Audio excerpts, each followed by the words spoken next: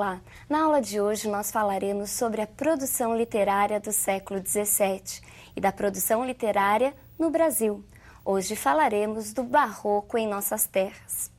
Assim como nós já vimos em outras aulas, as manifestações literárias são didaticamente divididas em grandes eras, e essas eras, logo em seguida, são divididas em movimentos menores, chamados estilos de época, movimentos ou escolas literárias. A literatura brasileira também apresenta essa divisão. Apresenta duas grandes eras. Vejamos quais são essas eras da literatura brasileira. A era colonial tem início com a chegada dos primeiros portugueses, lá por volta de 1500, e se estende até 1808, quando a família real chega ao Rio de Janeiro. A era nacional tem início em 1836, quando nós temos aí a entrada no cenário do movimento romântico, e se estende até os dias atuais. Esse período de transição entre 1808 e 1836 é chamado com esse mesmo nome, período de transição. E corresponde a quê? Corresponde ao período do processo lá da luta pela independência política de Portugal. Vejamos agora como se divide essa era colonial. Passemos aos estilos dessa era colonial. Nós temos o quientismo, que tem início lá por volta de 1500, século XVI, o barroco, que tem início no século XVII e se estende até o século XVIII, e o arcadismo, que tem início no século XVIII e se estende até meados do século XIX. Como vimos na aula passada, os textos produzidos no Brasil por volta de 1500 não podem ser considerados manifestações realmente literárias. Eles se aproximam mais de textos históricos e correspondem aos textos que os portugueses escreviam sobre os relatos das viagens, sobre o que encontraram aqui em terras brasileiras. Ou então eram textos produzidos pelos jesuítas, mas voltados para a catequese. Toda essa produção é chamada de quinhentismo brasileiro. Não há um consenso quanto à primeira manifestação genuinamente brasileira. Alguns acham que o barroco foi essa manifestação. Outros, por sua vez, acreditam que só podemos falar em uma literatura realmente brasileira a partir do romantismo, ou seja, a partir do século XVIII. Mas numa coisa todos os estudiosos concordam.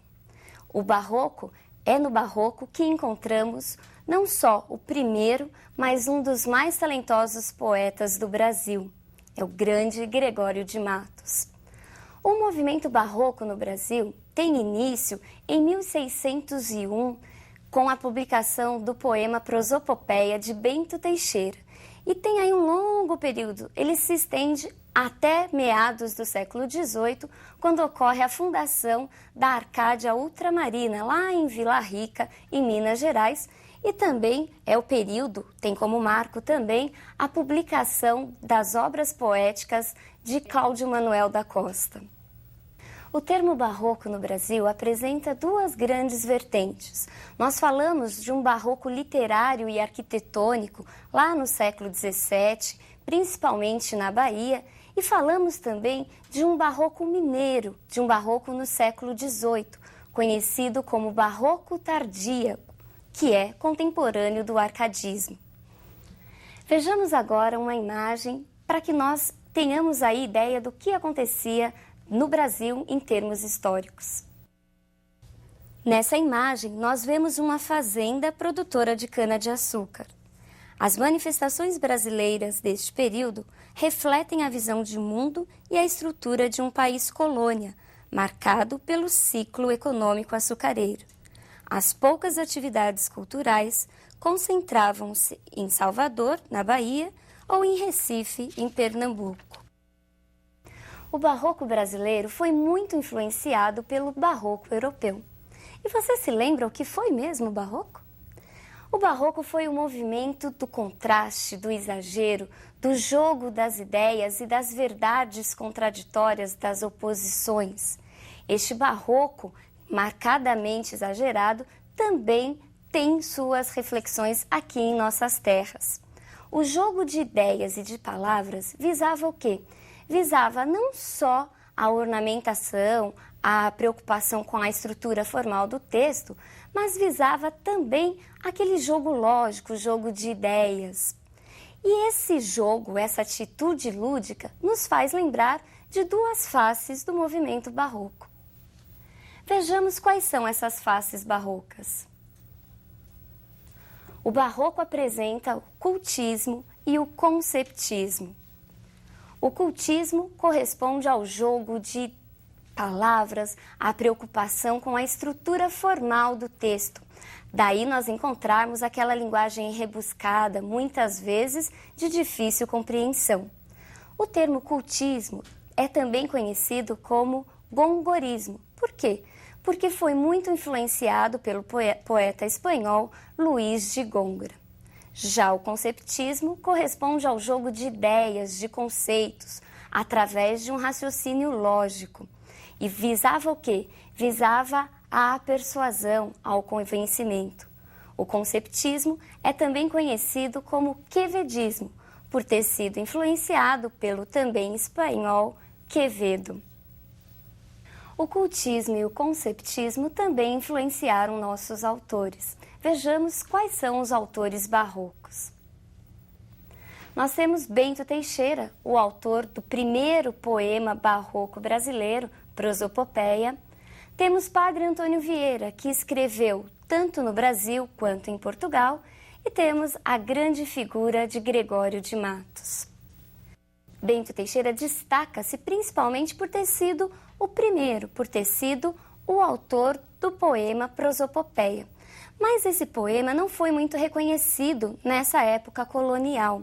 Ele assemelha-se muito aos Lusíadas de Camões, é uma espécie de imitação, o que era muito comum no período. Ele também é escrito em versos decassílabos e apresenta oitavas. Já o Padre Antônio Vieira, como vimos, ele, embora escrevendo no Brasil, apresentava ainda a visão do branco do colonizador europeu. A grande figura realmente é Gregório de Matos. Vejamos então a imagem desse nosso grande autor barroco. Gregório de Matos, filho de uma família abastada, nasceu na Bahia, mas foi para Portugal, onde se diplomou em Direito. De volta ao Brasil, firma-se como o primeiro poeta brasileiro. Assim como outros poetas, Gregório de Matos teve uma vida atribulada e polêmica, marcada por grandes atribulações e conflitos com pessoas importantes da época. Graças à sua linguagem maliciosa, ferina e muitas vezes direta, Gregório de Matos recebeu o apelido de Boca do Inferno. Quanto à autenticidade de sua obra, pouco se sabe. Por quê? Porque Gregório de Matos não publicou nada em vida. Ele não deixou nenhum texto autografado, nenhum texto escrito de próprio punho. O que se sabe, nós devemos a quem? A Academia Brasileira de Letras, que no século XIX fez uma coletânea com seus principais textos, com sua obra. E aí nós temos 6 volumes com a obra de Gregório de Matos. O dualismo, o exagero, essa ambiguidade barroca também está presente neste poeta. Vejamos quais são suas principais características. Dualismo, insatisfação, fugacidade e ousadia. Refletindo o dualismo barroco, oscilou entre o sagrado e o profano. Ora demonstrava aversão pelo sagrado, pelo religioso, escrevendo textos sensuais e pornográficos. Ora, seus poemas apresentavam uma profunda devoção a Deus e aos santos. Insatisfação. Gregório de Matos foi um poeta insatisfeito com a vida na colônia e com a sua inadaptação ao ambiente baiano, que frequentemente era criticado em suas obras. Fugacidade. Gregório de Matos deixou claro sua consciência sobre a transitoriedade da vida.